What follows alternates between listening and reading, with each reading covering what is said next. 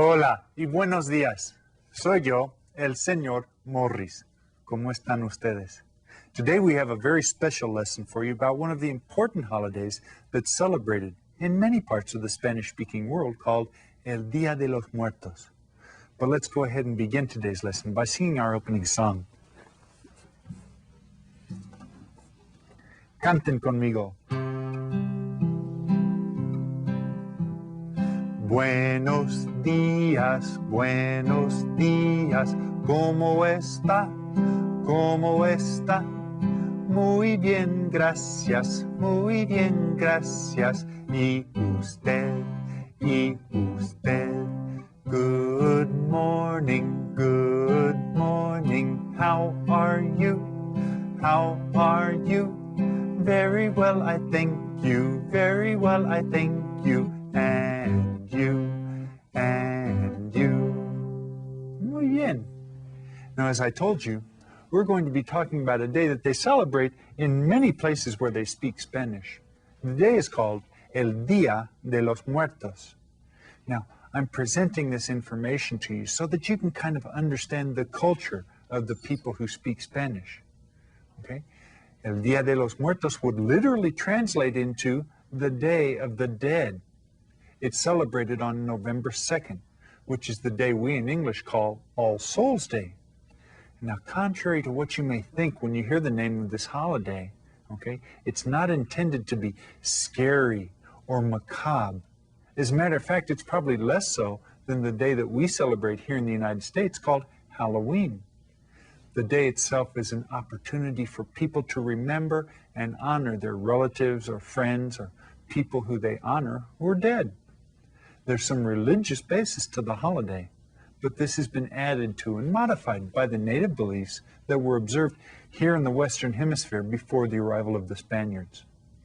Although there are changes in the way people celebrate this holiday, in Mexico, on the evening of the 31st of October, people remember children who have passed away. This day is called Vísperas de Todos los Santos. November 1st is called Todos los Santos, or All Saints Day. On this day, people get together at the church to remember saints who've passed away. Then at midnight, on El Día de Todos los Santos, people gather in cemeteries to spend the night. Okay? They clean the grounds of the cemeteries. They pull out weeds, they plant flowers, and they paint the gravestones. People talk or play cards or share meals and talk with each other about the people who they're remembering. Then on November 2nd, which is All Souls Day, people get together with friends at their houses and share traditional foods like these. Atole, which is a drink. This one's made out of strawberry. They might have set up something with foods like these. Yeah, you see some rice down there and some squash and things. Oh yeah, they put a lot out here. You might see this. Chicken and pipián sauce. Ooh, that sure looks good. Sometimes they'll make these things, skulls made out of sugar, and of course they always have this, which is pan de muertos, the bread that's used on the Day of the Dead. Now, each of the celebrants erects an altar in their home to help them celebrate and remember those who've passed on. We built an altar in our classroom once to celebrate El Día de los Muertos. And we tried to include as many of the traditional things found on altares as possible. Let's go ahead now and look at our altar. Presten atención todos. And there are some things that are very typical that I'd like to point out to you. First of all, this arch. They always have an arch, and that's for the people that we're remembering to be able to pass through and join us in the celebration. Now, all of these things that you see here on our altar are called the ofrenda. Ofrenda, and that means offering. So these are all the things that we're offering. Some of the things that you'll always see are these flowers. These flowers are called Flor de Muertos, okay, or their Nahuatl name is Cempasúchil. And you always see these. As a matter of fact, sometimes they take the petals from these flowers and they'll make a pathway all the way from the cemetery to the house where they're having the party. So those are Flor de Muertos. Now, another thing that's very common that you'll always see on your altar is this. And this is the pan de muertos. And if you see, it's got a crossbone shape on the top there. Okay, we're going to talk some more about that in a little while. We always include a lot of skeletal images and skulls and things. One of them are these little toys that are made and played with. These are called calacas. You see, I can pull a string there. He's dancing. All right, get down, get funky. Yeah. This is called a calaca. Another thing that you'll see are skull shapes, like this in here. This is called a calavera. Calavera, and this guy is, Hola, ¿cómo estás? He can talk. That's called a calavera. Another toy that you'll see is something like this. And this one, what does that look like, guys? A coffin, yeah, that's right. And it's got a little string there. If you pull on the string, he's going to pop out and scare you. Now, there are always some common things that you'll find on the altar, and I'd like to point some of those out to you now. There's always food, particularly fruits that were the favorite of the people who passed on. There are candles for the people remembering. The atole and champurrado, the drinks. We have pictures of the people we remember.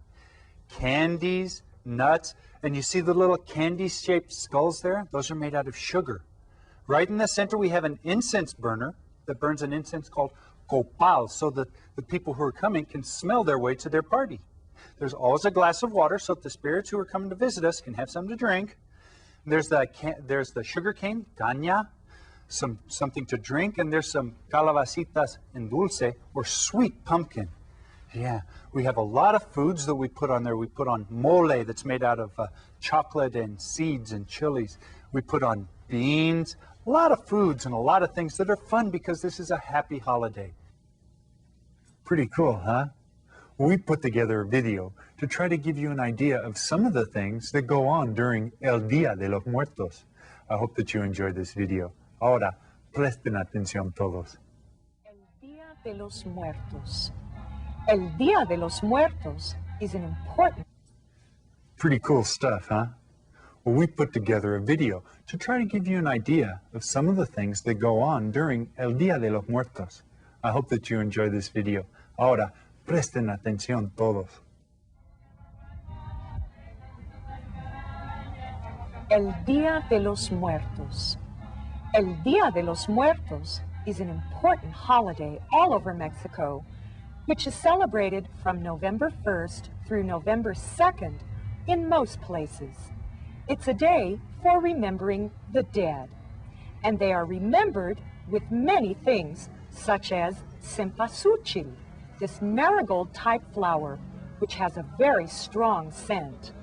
Mano de león is also used, as well as nube, which means cloud.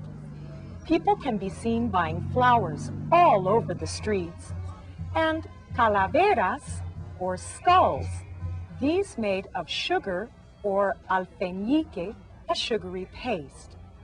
You'll also find ataúdes, or caskets made of candy, which people enjoy giving to their friends and relatives in celebration of the holiday. This woman is decorating a sugar figure with frosting, which is called betún. She has a tiny hole punched in the bag, and as she squeezes the bag, the icing comes out. She's also selling her goods while she's preparing them. There are many different colors of betún so that the figures will look very gay and lively. This is not a scary day, as some people might think at first glance. These masks are not intended to frighten anyone. Rather, they're intended to show that people are poking fun at death, having a good time making fun of it all day long.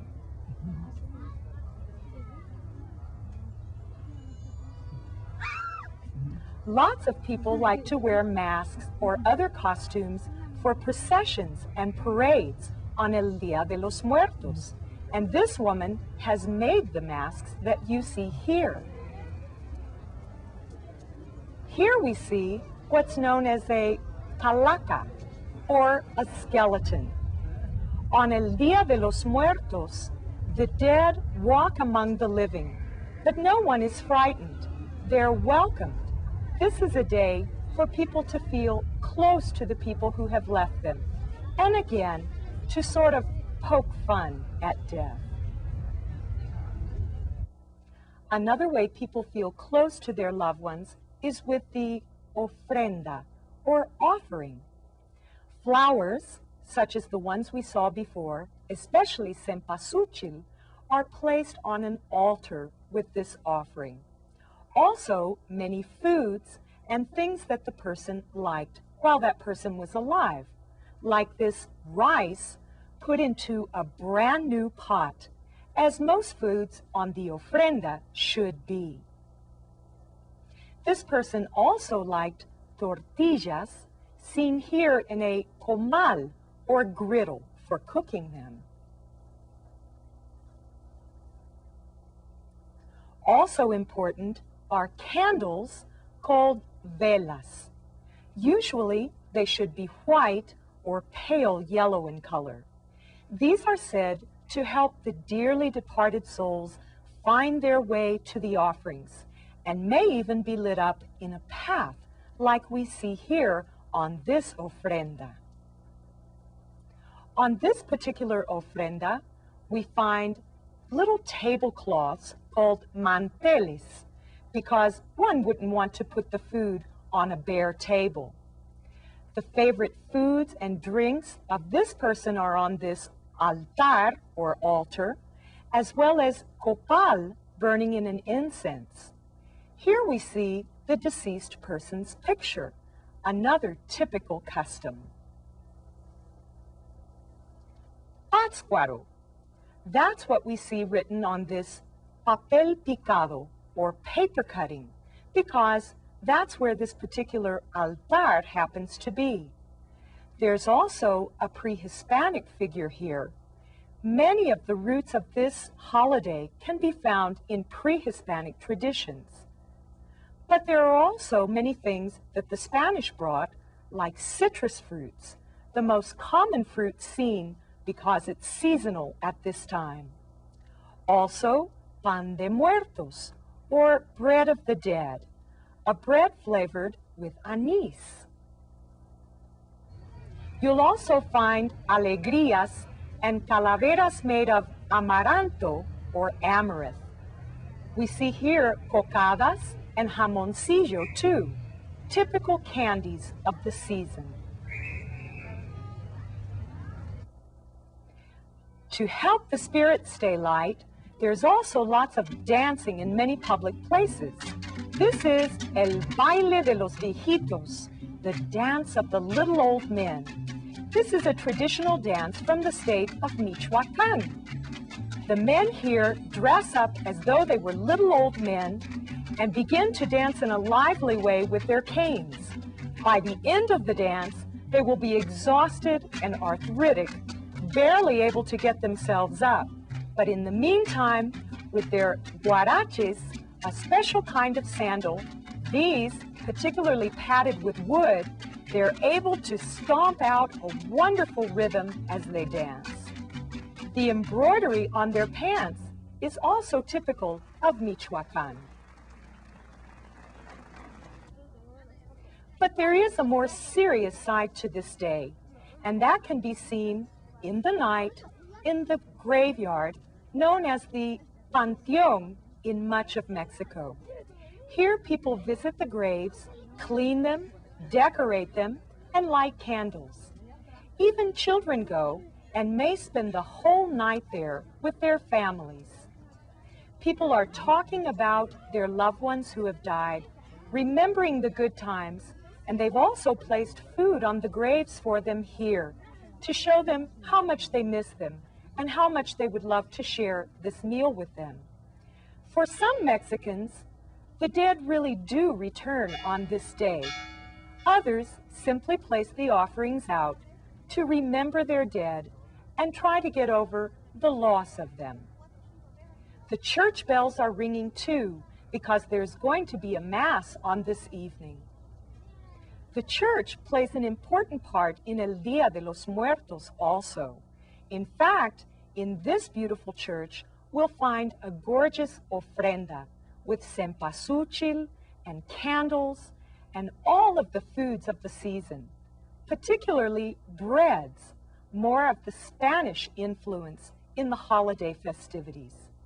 There are plátanos, all kinds of bananas, frutas, all kinds of fruits, especially citrus ones, and even some vegetables which are seasonal in the late fall, like chayote, the squash we see here covered with spines. Also these hojaldras, different kinds of breads, manzanas, or apples, maíz, or corn, and many, many other seasonal fruits and vegetables. After El Día de los Muertos has passed, the streets of this town will become calm and quiet again. But the cemeteries remain newly decorated and fresh, ready for the day when the dead come to Mexico again next year. Now, one of the things that young people do during the holiday is make little dancing figures called calacas, like the one we saw on our altar. Well, we've included the forms for making these little puppets as your activity sheet, as one of your activity sheet for today's lesson. Looks like this. Okay, so we have this one with the instructions written out all right there. And then we also have this one in case of instead of making Catrina, if you want to make El Zapatista, you can go ahead and use that form there, and the instructions are the same for both of them. And once you finish them up and put them all together, it should look like this. You know, tie a string to it. Yeah, there he is. Put glitter on him and colored him.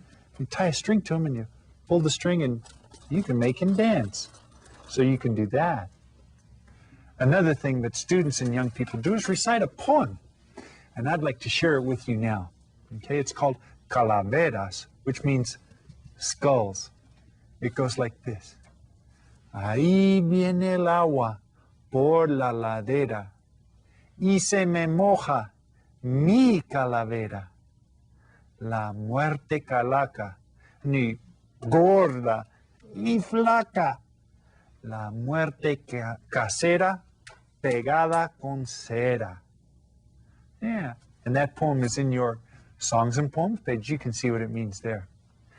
Now, another thing that we've talked about and that you've seen is the Pan de Muertos, or this is the special bread that's made for All Souls Day. And we've included this recipe that shows you how to do it here and how to mix it all and cook it all and how to make the glaze and everything so that you can make your Pan de Muertos. And I tell you what, it's really not that hard. It's a lot of fun. As a matter of fact, I made some with my kids, and this is how it came out. You see, I've got the bone shapes right there, and I put the glaze on top of it. And you know what? Then we ate some, and it tasted really good when it was fresh right out of the oven. I really enjoyed that.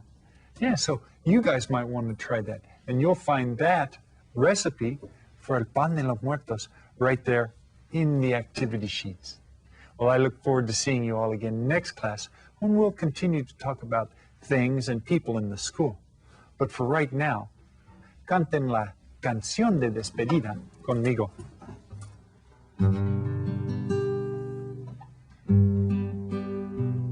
Adiós, queridos amigos, que les vaya muy, muy bien. Adiós, queridos amigos, y cuídense también. Very good. If you want some more information, check out our webpage. Until then, adiós y hasta luego.